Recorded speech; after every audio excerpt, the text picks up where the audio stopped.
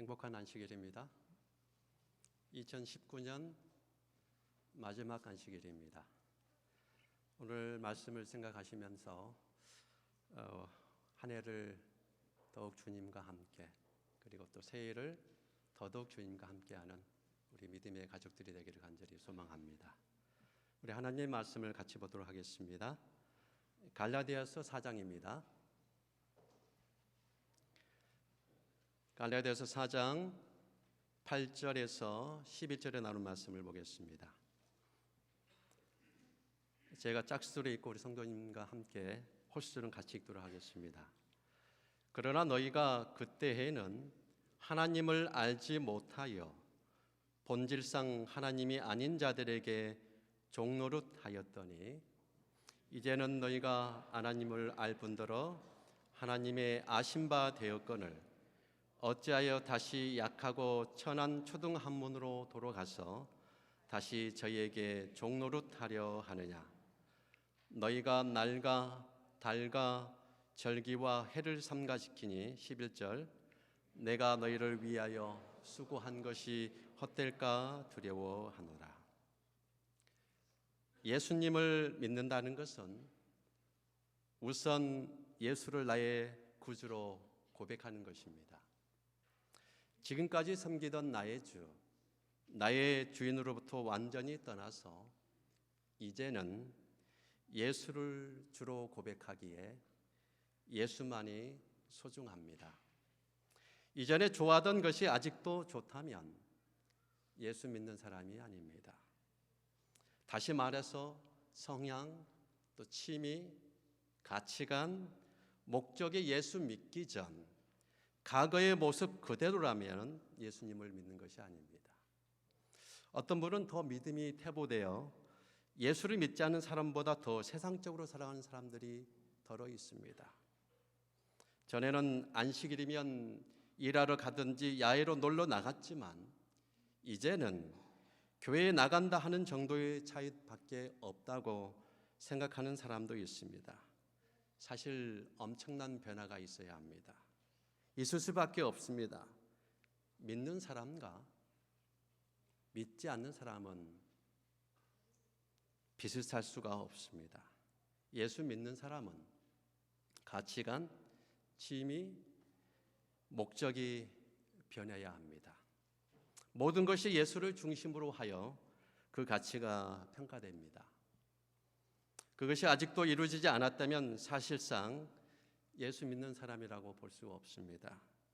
예수를 알게 됨으로 오랜 기간 방황했던 그 사람이 이제 예수께 모든 생각과 지식의 초점을 모게 됩니다. 다시 방황할 필요가 없습니다. 이제는 예수님의 능력과 은혜를 알았기 때문에 불순종의 삶에서 순종의 삶으로 살아가게 됩니다. 이제는 예수를 알고 진리를 알았기에 거짓과 헛된 일을 벌이게 됩니다. 그리스도 중심으로 살게 되어 자기 중심적인 생각이 없어집니다. 당연한 현상입니다. 이것이 예수 믿는 자입니다. 그런데 예수를 믿으면서도 여전히 자기 중심적인 사람이 있어요. 나만이 중요합니다. 심지어는 예수까지 자기 중심으로 믿습니다. 내 목적, 내 소원을 이루기 위해서 예수를 믿어요. 이렇게 되면 예수님을 하수인으로 맞이하는 것이지 결코 예수 믿는 것이 아닙니다. 예수가 나의 중심이 되고 나의 주인이 될 때야 비로소 예수 믿는다고 말할 수 있는 것입니다.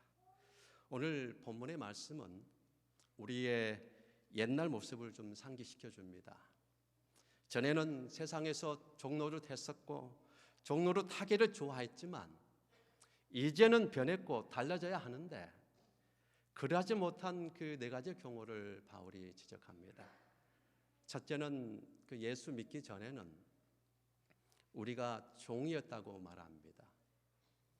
종은 자유가 없어요.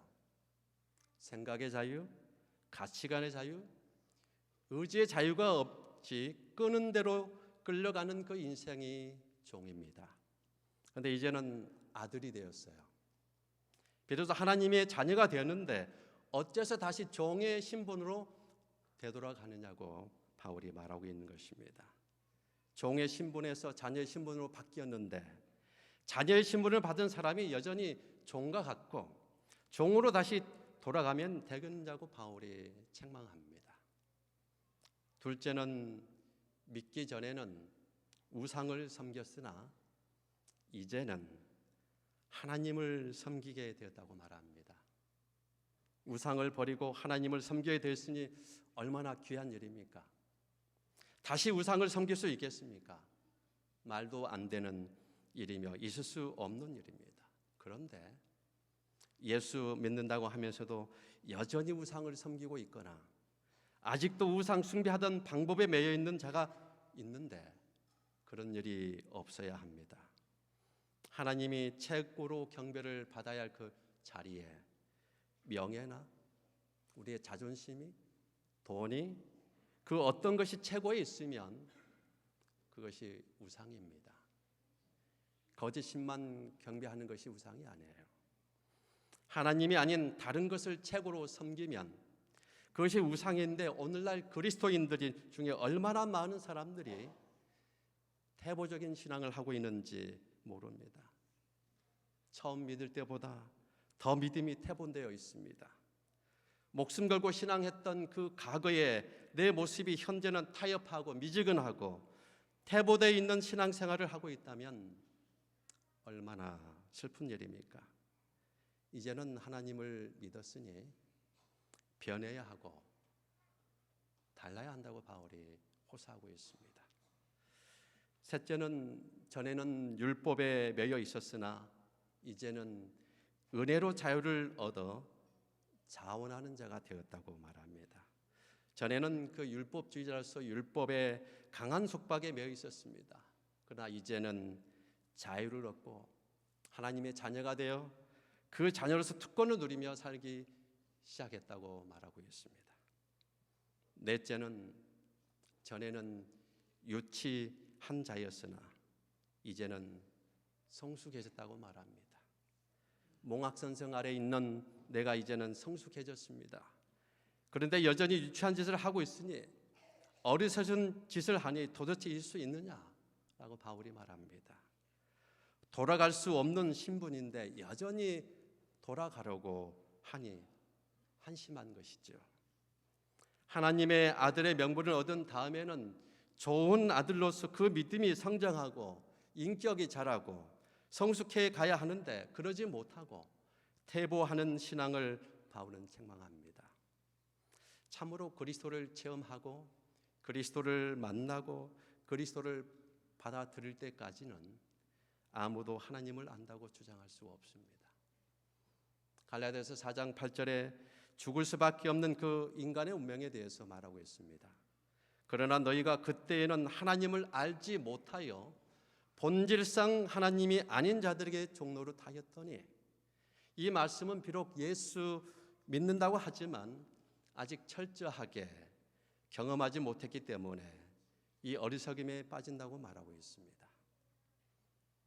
갈라디아인들은 이방인이었고 우상을 숭배했으며 가장 타락한 미신의 종노릇을 하고 있었습니다. 이 종노릇은 율법 아래 갇혀 있었다는 말입니다. 개심하지 않는 사람들이 하는 종노릇과 똑같습니다. 주님을 체험적으로 알지 못한 그 유대인들도 똑같은 종노릇, 죄의 종노릇을 하고 있었습니다.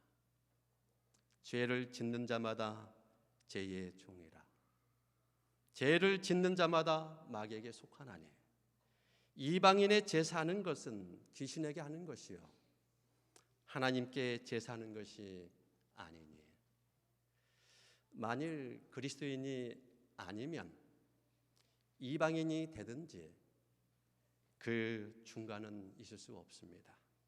만일 그리스도인이 배교하면 즉시 이방인이 됩니다. 우리들 역시 본질상 하나님이 아닌 자들에게 종노릇하였습니다. 주인이 나쁠수록 종노릇은 힘든 것입니다. 여러분, 그래서 우리가 주인을 잘 만나야 합니다. 타락에 종사를 했던 그 지긋지긋함을 무슨 말로 우리가 다 묘사할 수 있겠습니까? 그런데 하나님을 알게 된 후의 모습이 9절이죠. 9절에 이렇게 말합니다. 갈라디아 4장 9절을 보면 이제는 너희가 하나님을 알 뿐더러 하나님의 아신 바 되었거늘 어찌하여 다시 약하고 천한 초등 한문으로 돌아가서 다시 저에게 종노릇 하려 하느냐. 여러분, 하나님 아는 것이 얼마나 귀합니까? 그런데 그 하나님 앞에서 아신 바 되었다는 것은 이 얼마나 좋은 일입니까? 9절의 말씀은 이것입니다. 내가 하나님을 알았기보다는 오히려 하나님께서 나를 먼저 아셨다는 것입니다. 내가 하나님을 안다는 것은 그가 나를 아신다는 것에 근거한 것입니다. 내가 하나님을 안다는 것은 그가 나를 아신다는 그 사실을 아는 것입니다. 아이를 키울 때에 꼭 있는 그 엄마 아빠는 아이가 날 알아보네 하면서 기뻐 어쩔 줄 모릅니다. 그런데 아이가 엄마 아빠를 알아보기 전에 엄마 아빠가 먼저 아이를 알았습니다. 태아 때부터 알고 있었습니다. 내가 하나님을 안다는 것도 마찬가지입니다. 여러분은 어떻게 생각하십니까? 내가 예수님을 믿었습니까? 아니면 그가 나를 먼저 아셨고 나로 하여금 하나님을 알게 하셨습니까? 안 믿도록 했으나 꼼짝없이 믿게 되었습니다. 아무리 생각해 보아도 내가 믿는 것이 아니라 그가 먼저 알고 믿게 하신 것입니다. 저희 딸 그 혜지가 저를 먼저 한 것이 아니라 제가 먼저 아이를 알게 되었고 그래서 그 아이가 저를 알아보는 것입니다. 처음 믿는 사람일수록 내가 하나님을 믿었다고 큰소리칩니다. 그런데 더 오래 믿고 깊은 신앙에 들어간 사람은 하나님께서 나로 하여금 믿게 하셨다고 말합니다. 오늘 교회에 나오는 것도 내가 나온 것이 아니라 하나님께서 나오게 하셨습니다. 내가 하나님을 안 것이 아니고 하나님께 내가 알려진 것입니다. 하나님께서 나를 아십니다. 그렇다면 그 귀한 사랑을 깨닫고서 다시 옛날의 모습으로 우리가 돌아갈 수 있겠습니까? 그런데 얼마나 많은 사람들이 주님을 등지고 살아가는지 모릅니다. 사람들이 쇠고랑 차기를 주하는 것이 이상한 일이 아닙니까? 예수님은 포로된 자에게 자유를, 갇힌 자에게는 노임을 전파하시면서 잡혀있는 자들에게 나오라고 하고 흑암에 있는 자에게는 나타나라고 말씀하시면서 이 말씀을 듣고 우리는 나왔습니다. 하지만 의의 태양의 빛을 보았고 자유의 달콤함을 맛본 사람들이 실제로 감옥으로 되돌아가 옛날에 찾던 그 쇠고랑에 매이려 하고 심지어는 그 쇠고랑을 좋아하기까지 하며 죽을 고생을 합니다. 바로 이 본문의 말씀은 우리 인간의 현재 경험을 생생하게 표현하고 있는 것입니다. 마태복음 7장 22절, 23절은 우리가 너무나 잘 아는 말씀입니다. 그날에 많은 사람이 나더러 이르되 주여 주여 우리가 주의 이름으로 귀신을 쫓아내며 주의 이름으로 많은 권능을 행치 아니하였느까 하리니 그때 내가 저에게 밝히 말하되 내가 너희를 도무지 알지 못하니 불법을 행하는 자들아 내게서 떠나가라 하리라. 심판의 때에 어떤 사람은 그 심판대 앞에 서서 죽음의 선고를 받게 될 것입니다. 믿음을 가졌노라 하는 많은 사람들이 심판대 앞에서 주님으로부터 외면을 받게 된다면 얼마나 슬픈 광경이겠습니까? 이 세상에서 가장 비참한 사람이 있다면 평생 교회에 출석하고 평생 주님께 봉사한다고 했는데 마지막 날 주님이 모르겠다고 하는 사람일 것입니다. 과연 주님이 나를 얼마나 아십니까? 주님이 나를 아신다고 주장하려면 성경대로 하나님을 알아야 합니다. 우리 마음대로 하나님을 아는 것은 소용이 없습니다. 하나님이 계시하신 그 영광스러운 말씀에 의해서 하나님에 대한 지식을 여러분 가지고 있습니까? 바울이 갈라디아서 4장 9절에 말하죠. 이제는 너희가 하나님을 알 뿐더러 하나님의 아신 바 되었거늘. 이것이 축복입니다. 그런데 어찌하여 다시 약하고 천한 초등 학문으로 돌아가서 다시 저희에게 종노릇하려 하느냐? 바울이 책망합니다. 특별히 신앙적인 시험에 들어서 잘못되는 그 사람들은 대부분 남보다 열심히 유달리 잘 믿도록 했던 사람들입니다. 이들의 특성을 보면 그 신부주의나 인본주의 사상을 가지고 있는 사람들이 대부분입니다. 자기 신앙생활에 기도와 말씀을 보는 이유는 하나님께 칭찬을 받고 인정을 받겠다는 데 집중되어 있습니다. 내가 중심이 되어서 신앙생활을 하는 것이죠. 내 공로, 내 의, 내 급기, 내 급료, 내 경건으로 하나님의 의를 이루려고 하는 그 생각 자체는 인본주의입니다. 그것은 참된 신앙이 아닙니다. 신앙생활의 중심은 내가 아니라 예수님입니다. 그런 사람이 그리스도인입니다. 존 웨슬리는 이런 말을 했습니다. 내가 회심을 하고 중생의 체험을 하기 전에도 전도자였으며 예수를 믿는 사람이었다. 나는 예수를 열심히 믿었고 온갖 종교적인 일에 몰두했었다. 그러나 그 당시에는 아들의 믿음이 아니라 종의 믿음을 가졌노라. 여러분, 아들의 믿음과 종의 믿음이 같습니까? 다릅니까? 다릅니다. 종의 믿음은 억지입니다. 억지로 믿기에 모든 것에 무리가 생깁니다. 반면에 아들의 믿음은 특권입니다. 여러분, 기도가 의무입니까? 특권입니까? 기도하는 것이. 기도하라고 하니까 해야지. 안 했다가 화를 당하면 어떡하지? 억지로 기도하는 것은 종의 믿음입니다. 그런데 내가 죄인인데 예수님 이름으로 기도할 수 있다니 얼마나 은혜입니까? 이것은 특권입니다. 하나님 앞에 나아가 당당하게 구할 수 있는 그 자격이 주어졌다는 것, 얼마나 큰 특권입니까? 저희가 하나님의 사역을 하는 것, 봉사하는 것은 특권입니까? 아니면 억지입니까? 내가 받는 사람이 되지 않고 주는 사람이 되었으니 얼마나 감사합니까? 오늘도 내가 건강하여 봉사할 수 있으니 얼마나 감사합니까? 오늘도 내가 교회에 나갈 수 있으니 얼마나 감사합니까? 교회에 오고 싶어도 못 온 사람이 얼마나 많습니까? 모든 것이 특권이요, 영광이요, 은혜요, 감사가 넘칠 뿐입니다. 안 하면 벌 받을 것이다, 저주 받을 것이다 라는 그 생각에 있으면 종의 믿음입니다. 지금 우리는 어떤 믿음의 상태에 있습니까? 헌금을 드리는 것을 예로 들겠습니다. 우리가 은혜 안에 있으면 드리는 것이 감사요, 즐거움이요, 감격이요, 영광입니다. 그런 사람은 매 순간 감사가 끊이지 않습니다. 나를 구원하신 놀라운 주님의 은혜를 생각하며 사랑으로 헌금을 드립니다. 그러나 천국 가기 위한 조건으로 드리는 분이 있다면 참으로 불쌍한 인생입니다. 주께서 말씀하셨죠.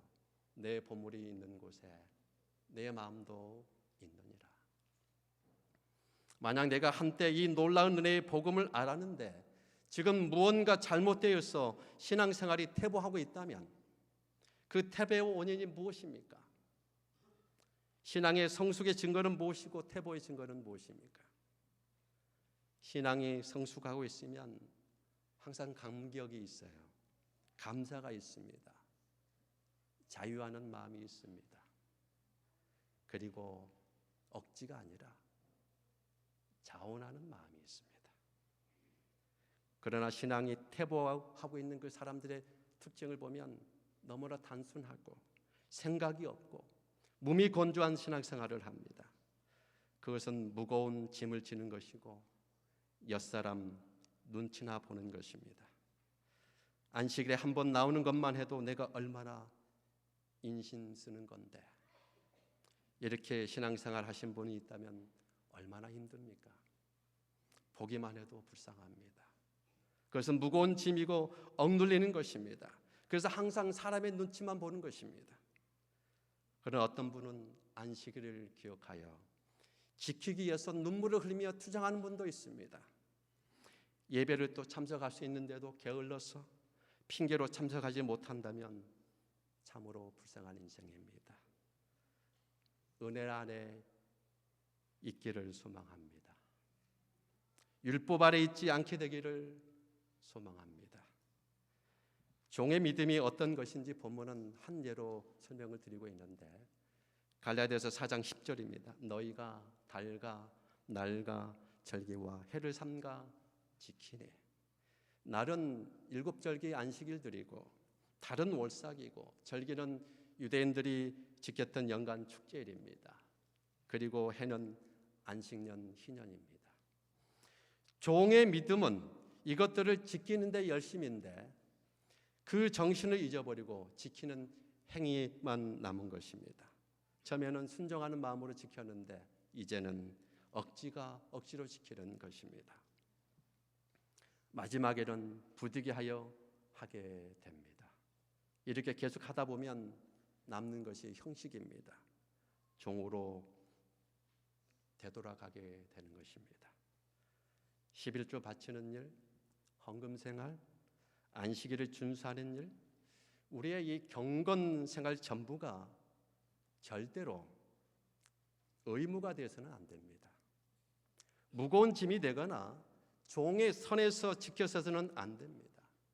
은혜로, 기쁨으로, 감사하는 마음으로 지켜야 합니다. 혹시라도 억지로 하고 있다면 문제입니다. 여러분, 예배 드리러 오는 것이 체면 때문에 눈치 보면서 왔다면 큰 문제입니다. 예배일을 기억하여 예배 드리고 기도하는 것은 하나님 사랑에 감격해서 기쁨으로 해야지 억지로 한다면 큰 부담이 되는 것입니다. 그리스도 안에는 결코 계급이 없습니다. 우리가 예배 드릴 때에는 계급장 떼고 예배 드려야 합니다. 그러므로 우리는 아들의 신분에서 잠시라도 종의 신분으로 돌아가서는 안 됩니다. 은혜로 살 것이요 하나님의 중심으로 살아야 할 것입니다. 갈라디아인들은 유대인들이 아니었습니다. 그들은 이교에서 개종하였습니다. 그러므로 개종하기 전에는 유대인들이 행한 종교 행사는 아무런 관련이 없었습니다. 다시 약하고 천한 초등 학문으로 돌아가서 다시 저에게 종노릇 하려 했을 때는 그들의 옛 이교 풍습으로 돌아가고 있었습니다. 그러나 그들을 다른 길로 이끈 그 장본인은 유대인이었습니다. 거짓 형제들, 그리스도 안에 있는 복음의 진리를 반대하는 그 유대인들이 갈라디아 그리스도인들을 유혹해서 그리스도를 떠나게 하는데 성공했지만 유대인의 그 규례에 머물러 있도록 할 수는 없었습니다. 그들은 이전에 이교 미신으로 돌아가고 있었습니다. 10절에 언급된 날과 달과 절기와 해는 유대인들이 지켜왔던 종교 행사입니다. 개종한 갈라디아 그리스도인들은 지킬 이유가 없는 것입니다. 이런 종교 행사는 원형 대신 그리스도를 상징했는데 그분이 오심으로 인해서 효력이 없어졌습니다. 그런데 굳이 지키려 하는 것은 종노릇 하는 것입니다. 이런 종노릇 신앙을 하도록 갈라디아 그리스도인들을 유혹하고 있는 유대인들에 대한 바울의 책망인 것입니다. 효력이 없는 것에 유혹되지 말라는 것입니다. 결국 그리스도의 복음을 반대하는 그 유대인들에 의해서 유혹을 받은 갈라디아 그리스도인들이 이전 이교 미신으로 돌아가고 만 것입니다. 만약에 괘씸한 술주정뱅이가 그리스도를 믿는 믿음을 잃을 때에 비록 주께서 그 식욕을 제거하셨지는 모르나 그가 사는 날까지 술 마시는 습관을 가지고 있을 것입니다. 신앙이 퇴보하거나 떠나면 또다시 술을 마실 수 있을 것입니다. 열심히 신앙했던 분들이 믿음을 잊고 현재 신앙생활을 하지 않는 것은 혹시 이전 방식대로 돌아가서 생활하는 것인지 모르겠습니다. 그들의 삶의 주인이 더 이상 주인이 아니라 자기 자신인 것이죠. 만약 그들의 삶의 주인이 예수님이라면 어떤 어려움이 있어도 흔들리지 않는 믿음을 유지할 것입니다. 부디 교회를 등지고 살지 않게 되기를 바랍니다. 은혜로 주신, 공짜로 주신 그 구원에 감격해서 당당한 그 신앙생활을 하게 되기를 바랍니다. 정규 예배, 각종 모임의 억지로가 아니라 자원하는 그 마음으로 참석하는 그 자가 믿음의 자녀요 하나님의 자녀의 신분으로 생활하고 있는 것입니다. 그렇지 않다면 아직도 종의 믿음 생활을 하고 있는 것입니다. 그런데 현실은 냉정합니다. 끊임없이 사단 마귀는 믿는 자들의 그 믿음이 퇴보되기를 바라고 있습니다. 깨어있지 않으면 넘어질 수밖에 없는 세상에 우리는 살고 있습니다. 주께서 곧 오실 것입니다. 그 주님 앞에서 외면당하는 분들이 없기를 바랍니다. 누가복음 21장 34절에서 36절에 나오는 말씀을 읽으면서 말씀을 좀 드릴까 합니다. 너희는 스스로 조심하라. 그렇지 않으면 방탕함과 술취함과 생활의 염려로 마음이 둔하여지고 뜻밖의 그날이 덕과 같이 너희에게 임하리라. 이날은 온 지구상에 가는 모든 사람에게 임하리라. 이러므로 너희는 장차 올 이 모든 일을 능히 피하고 인자 앞에 서도록 항상 기도하며 깨어 있으라 하시니라. 이 말씀을 기억하면서 태보적인 그 신앙이 아니라 전진하는 성숙한 신앙의 모습으로 2020년 경자는 새해를 준비하며 맞이하게 되기를 간절히 바랍니다. 우리 모두에게 다시 한번 엄숙한 질문을 던지고 말씀을 마치겠습니다. 신앙의 태보를 원하십니까? 아니면 신앙의 성숙을 원하십니까? 말씀을 마칩니다.